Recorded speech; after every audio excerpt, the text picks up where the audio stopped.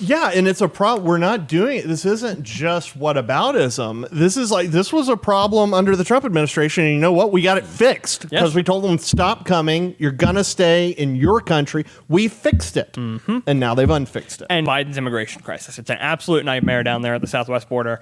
And part of that has been, we discussed last week, that the administration did not allow reporters into these detention facilities because transparency doesn't matter to the Biden administration, just to every other administration that Democrats critique. AOC right now. That is why is she not crying at these facilities? I saw some great Photoshop pictures that put those pictures of her at these facilities. Yes. And so finally, one of our Democratic representatives, I forget what the name is escaping me. It doesn't really matter. A Democratic representative who actually got to visit one of those facilities got images and released them to Axios in an exclusive this morning. And we're going to throw those pictures up on the screen because it looks far worse than it did under the Trump administration.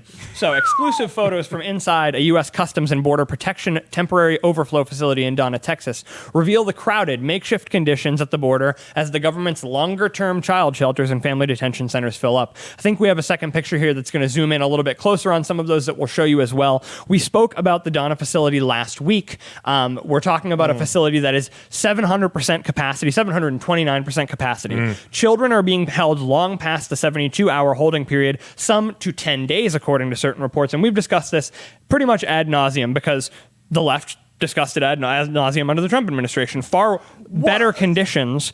They spoke about it for far more time, and now they don't want to talk about far worse conditions with the same urgency. Yeah, and it's a problem. We're not doing it. This isn't just whataboutism. This was a problem under the Trump administration, and you know what? We got it fixed because we told them, stop coming. You're going to stay in your country. We fixed it, and now they've unfixed it. And you get at a perfect point there is that we sat down earlier this week with Ken Cuccinelli, who was an immigration official under the Trump administration, I believe the Deputy Secretary of Homeland Security for a period of time.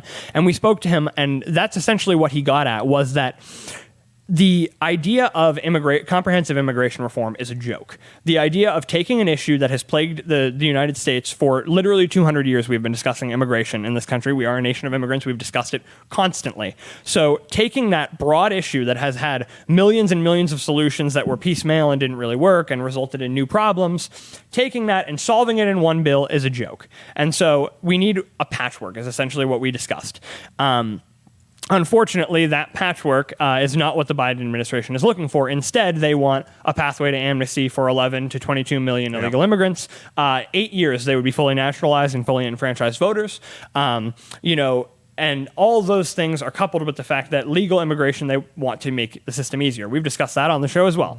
Obviously, as a conservative and as a free market person, I would love to see the legal system get a little bit less tight and the border system get a little bit more tight. Unfortunately, the Biden immigration plan also has absolutely no border restriction provisions and no other restrictions to illegal immigration. So they want everyone to come to the table and say, okay, we're going to make the legal immigration system simpler. We're going to provide a pathway to citizenship for the people who are here, but we are going to do nothing to re-restrict the system. And so what I want to ask you guys is, we've seen a lot of different kind of discussions of how this should go, whether Republicans should come to the table and try to negotiate and make a better plan for comprehensive immigration reform, whether they should just try to see this bill killed with a filibuster. Even Democrats are delaying it in the House. But when this comes to the table and it's really discussed, should Republicans really be trying to negotiate on this, or should they say this bill is a joke and it's not fixable, it's not solvable at this point? I think there's room to negotiate within there, and I think it's worth trying. But we can't compromise. We can't compromise too much. Like there's so much that can be lost here that I think it's always worth trying to see if we could push this back to the right a little bit. But no, I mean. Yeah, I started out basically saying yes, and now I'm saying no. So no. Sometimes I talk myself out of a position I was in. An 8-year path to citizenship is crazy. Rush, before he passed away, he suggested, okay, give them amnesty.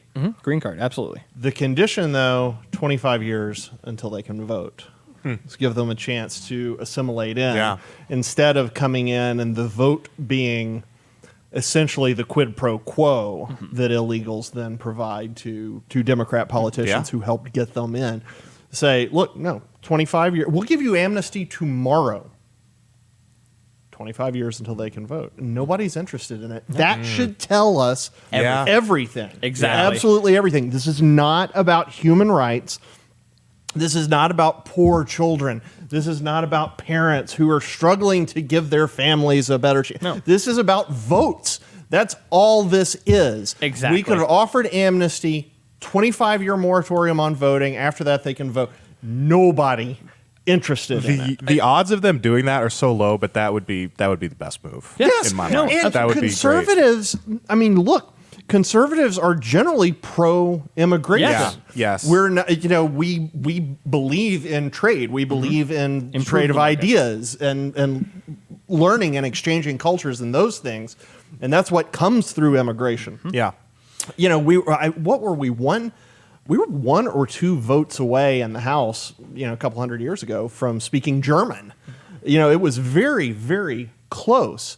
We are a country of immigrants, and conservatives are pro-immigration, but we've got to do it the right way. And this idea that you just get them in just so they can vote is absurd, and it's so unfair to them. When you watch that video of the traffickers getting the people out of the van, swimming across, there's no telling what happened to the women on that trip. On the trip, There's exactly. no telling.